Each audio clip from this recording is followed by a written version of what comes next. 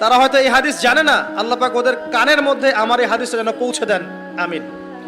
নবী সাল্লাল্লাহু আলাইহি ওয়াসাল্লাম বলেছেন, আমি মেরাজের রাতে যখন গিয়েছি তখন এক শ্রেণীর মানুষকে দেখেছি, ওদেরকে শাস্তি দেয়া হচ্ছে।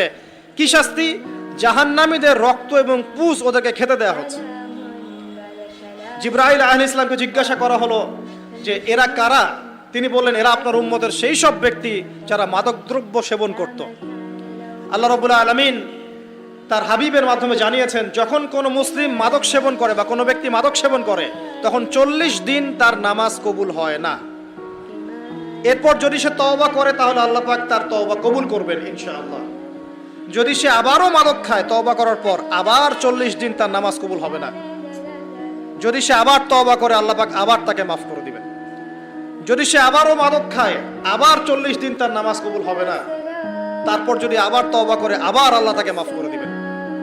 এরপরেও যদি সে আবার মাদক দ্রব্য সেবন করে, নবী সাল্লাল্লাহু আলাইহি ওয়াসাল্লাম বলছেন তাকে আল্লাহ রাব্বুল আলামিন পরকালে মৃত্যুর পরে তিনাতুল খাবাল পান করাবেন। তিনাতুল খাবাল। জিজ্ঞাসা করা হলো, ইয়া রাসূলুল্লাহ, তিনাতুল খাবাল কি জিনিস?